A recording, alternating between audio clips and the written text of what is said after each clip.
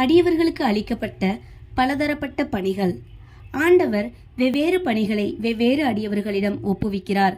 சிலர் கோயில் மடம் கட்டுதல்களிலும், சிலர் புண்ணிய தீர்த்தங்களுக்கு படிக்கட்டுகள் அமைத்ததுமான பணிகளும் அளிக்கப்படுகிறார்கள்.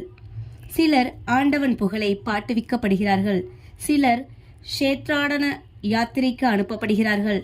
ஆனாலும் எனக்கு சிறிது தெரிந்தும் ஒன்றும் முழுமையும் தெரியாதவனைப் போன்ற நான் இப்பணிக்கு கொஞ்சமும் தகுதியுடையவன் அல்லன்.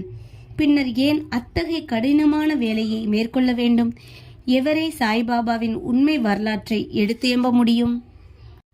சாய்பாபாவின் அருள் ஒன்று மட்டுமே இக்கடின வேலையை நிறைவேற்ற ஊக்கமளிக்க முடியும். எனவே நான் எனது பேனாவை கையில் எடுத்தபோது சாய்பாபா எனது அகங்காரத்தை அகற்றிவிட்டு அவரே தமது நிகழ்ச்சிகளை எல்லாம் வரையலானார். ஆதலின் இந்நிகழ்ச்சிகளை எல்லாம் விவரிப்பதன் பெருமை அவரையே அடைகிறது, என்னை அல்ல. பிறப்பில் மறையவனாக இருப்பினும் ஸ்ருதி சம்ஸ்ருதி என்ற 2 கண்கள், பார்வை அல்லது காட்சிகள் தேவையுள்ளவனாக இருந்தேன். எனவே சச்சரித்திரத்தை எழுதவே இயலாக நிலையில் இருந்தேன்.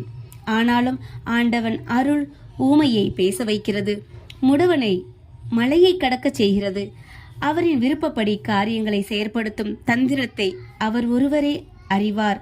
புல்லாங்குழலோ ஹார்மோனியமோ எங்கனம் ஒலி எழுப்பப்படுகிறது என்பதை அறியா. இது அவற்றை வாசிப்பவனையே சார்ந்தது. சந்திரகாந்தக்கல் கசிவதும் கடல் பொங்கி எழுவதும் சந்திரோதயம் காரணமாகவே, அவ்வவற்றின் தன்மையால் அல்ல.